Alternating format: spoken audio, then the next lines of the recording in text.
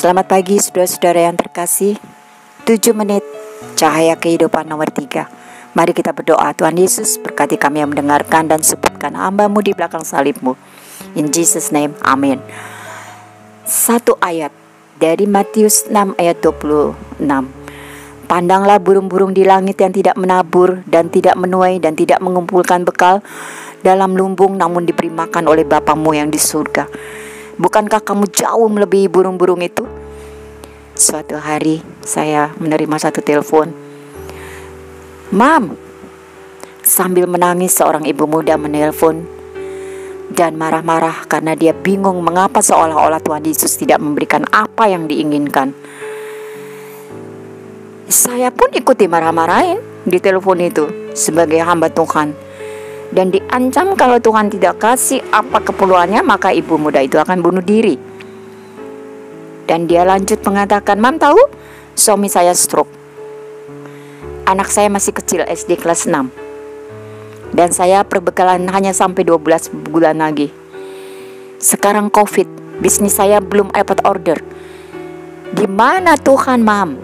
Biaya pengobatan suami saya besar sekali. Kan habis nanti tabungan saya kalau begini terus, dan kenapa Tuhan tidak membantu saya? Saudara, dia itu masih 12 bulan lagi. Lumbung itu penuh. Dia begitu sangat khawatir dan marah-marah. Marah-marahnya sama Tuhan lagi. Dan saya sebagai hamba Tuhan pun dimarah-marahin. Karena memang dia adalah anak rohani saya. Dan dia berkecukupan sebenarnya. Tapi dia ketakutan, dia sangat khawatir. Dan dia katakan bahwa persediaannya masih 12 bulan lagi. Saudara, kami hidup dari hari dan hari, dari bulan dan bulan. Kami hanya mengandalkan Tuhan Yesus.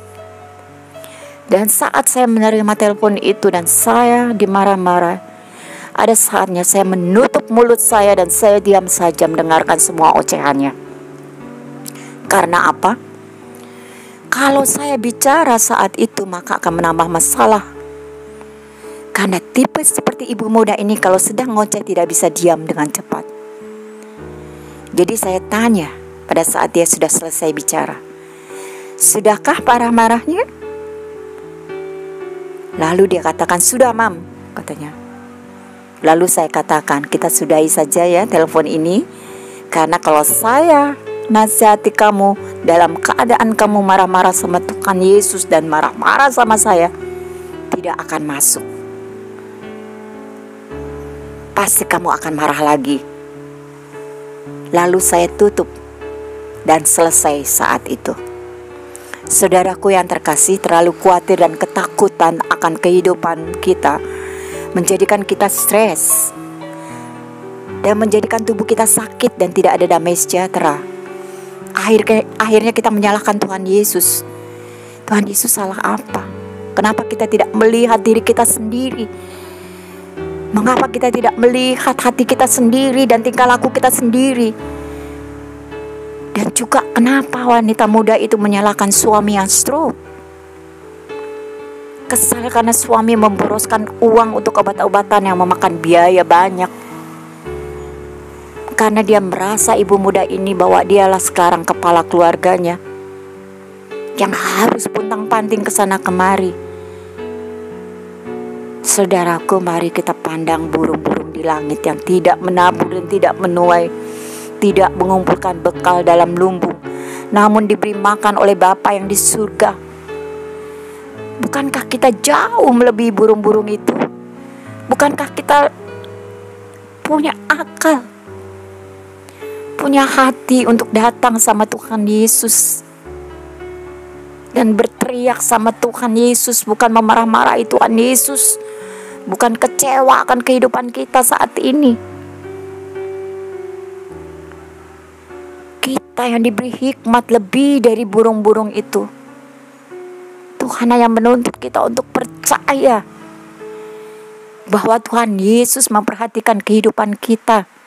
Dan Tuhan Yesus menyediakan apa yang kita perlukan. Sabarlah bahwa waktunya Tuhan pasti indah pada waktunya. Tapi mari bersama-sama melakukan apa yang menjadi kehendak Tuhan pada kita. Jangan menuntut terlalu banyak kepada Tuhan, tapi kehidupan kita tidak tahu bagaimana menyenangkan hati Tuhan. Kita teriak-teriak sama Tuhan, tapi kita tidak datang sama Tuhan dengan baik. Kita kecewa dengan kehidupan kita saat ini, tapi kita tidak mau mengerti bagaimana Tuhan minta kepada kita untuk senantiasa datang mengetuk Dia, meminta kepada Bapa. Saudara, kita punya akal lebih dari burung itu. Kita punya hikmat lebih daripada burung itu. Kalau burung saja Tuhan pelihara sampai dia bisa kemana-mana, jalan kemana-mana, terbang kemana-mana, makan. Apalagi kita yang diciptakan Tuhan dengan lebih berakal dan berbudi, lebih sempurna.